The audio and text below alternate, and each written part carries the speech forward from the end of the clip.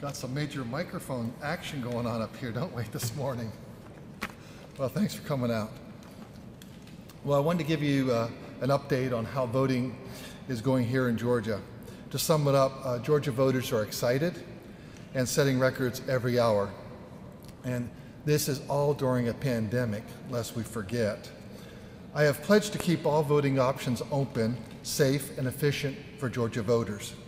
We can judge how voters feel about our plans and truly the efforts of the hardworking county election officials and poll workers by the wide adoption of those options.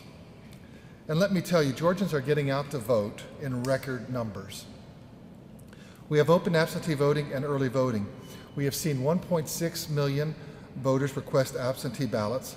Nearly 500,000 voters have sent those ballots in and have had them accepted by the counties.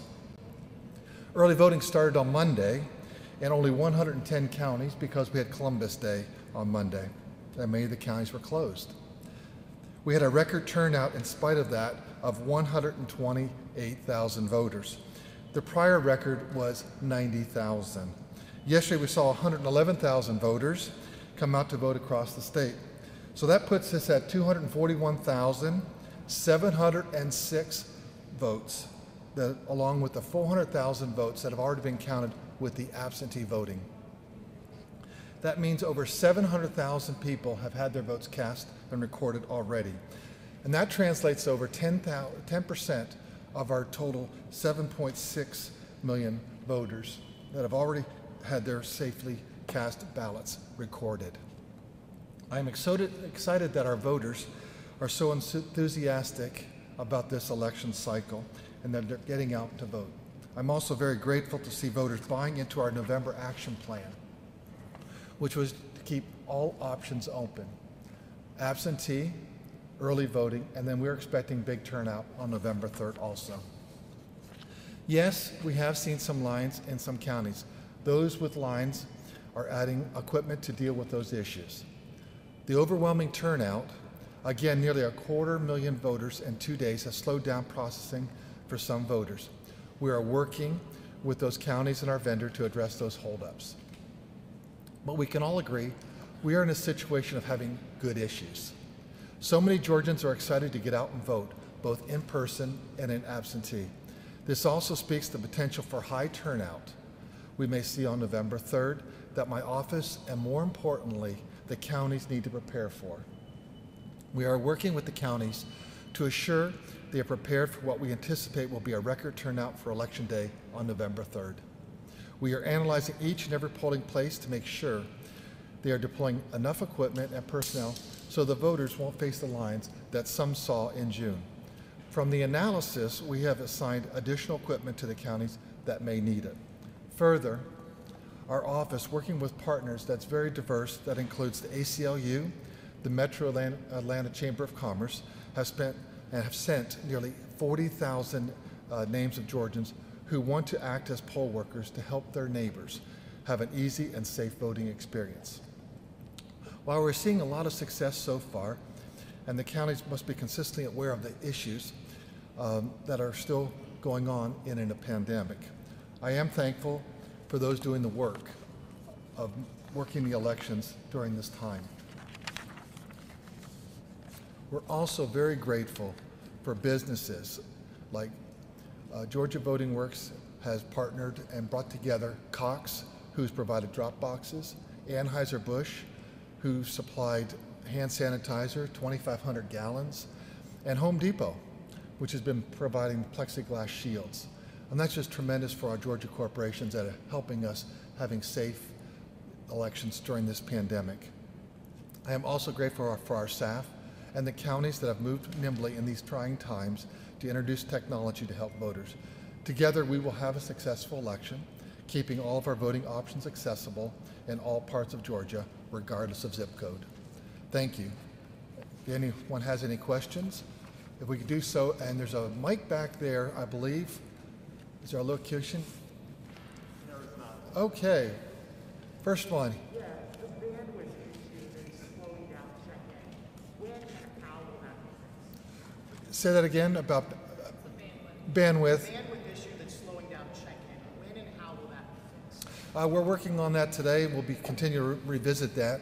It's not just for what we have now, but also be prepared. We expect really week 2, week 3, the numbers to increase. We want to make sure that we add additional capacity to handle what we're projecting and also being ready for Tuesday, November 3rd. But we're working on that currently. We talked to the CEO. I did talk to the CEO yesterday. So we're working on that.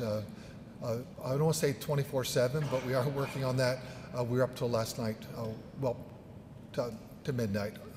Yeah, that goes to the issue you were talking about. If we're having that issue in early voting, we expect even more people on November 3rd. Right. And wouldn't want that to be the pressure. Yeah.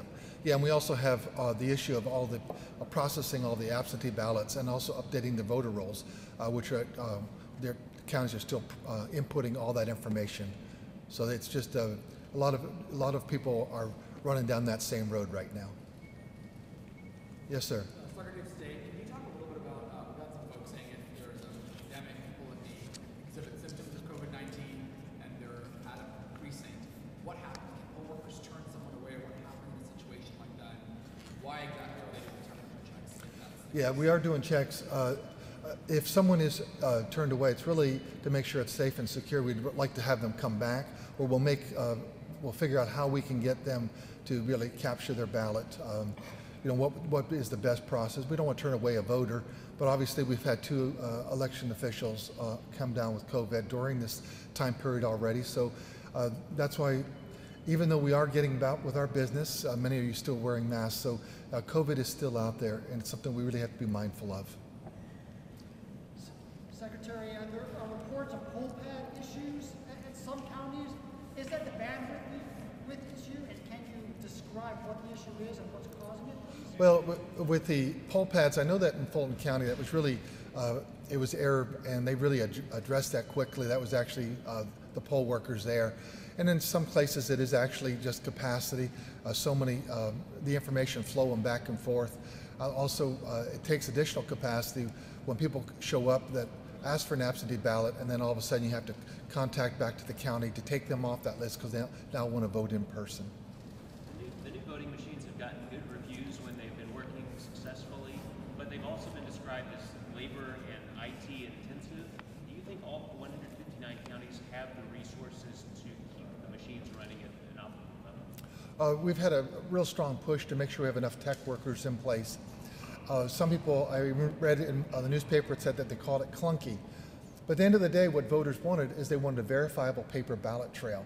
And so for 18 years, we had the electronic machines, and we've kept that part of the technology, but now we have a verifiable paper ballot, but it does take additional time to print that ballot out.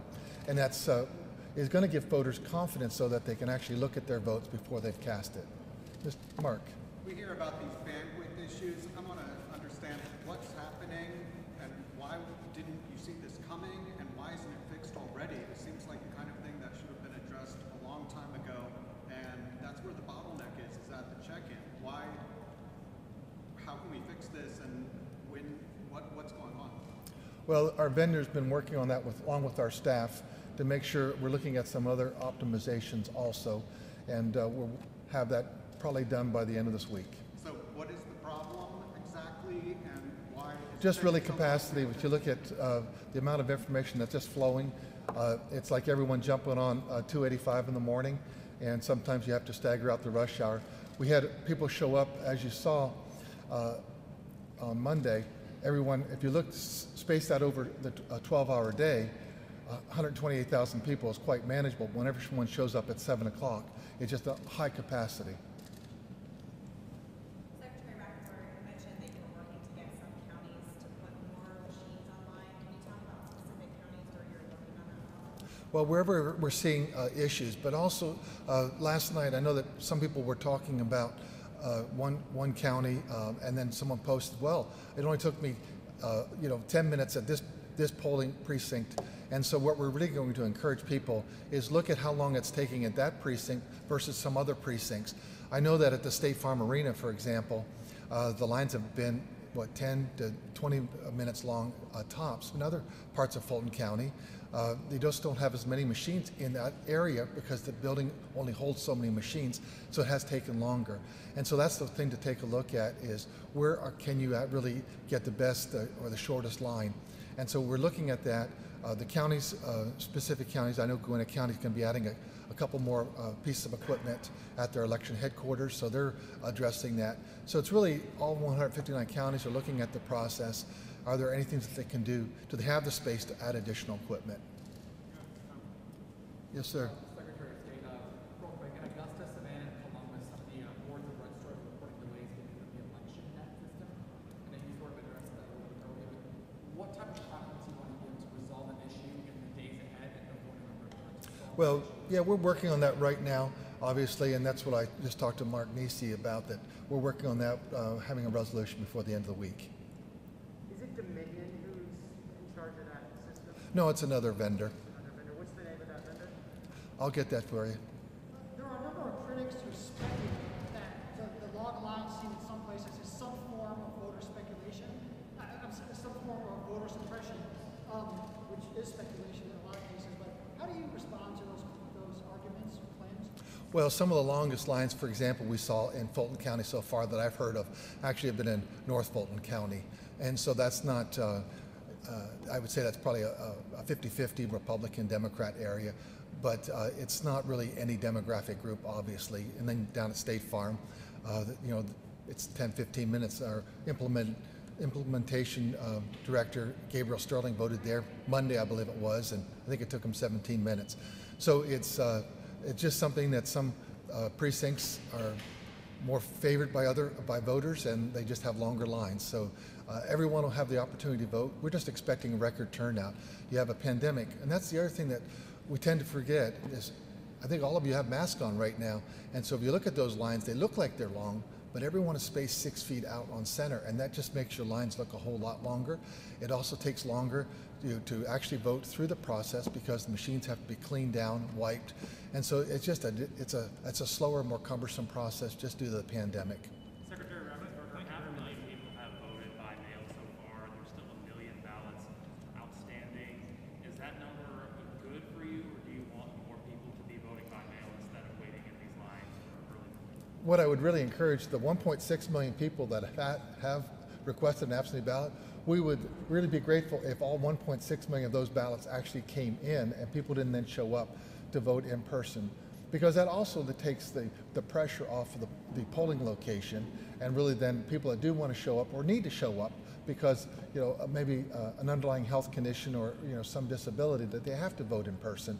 But that really will help the counties all the way around, and so we're hopeful that's what we'll end up with is, if not 1.6, 1,550,000 of those voters show up, and we don't end up with people showing up in person.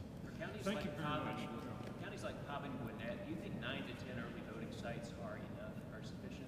Well, those are all county decisions, and we are under emergency rules, and they can add additional polling locations if they feel that they need that. And we would encourage everyone to do that. Thank you very much for coming today.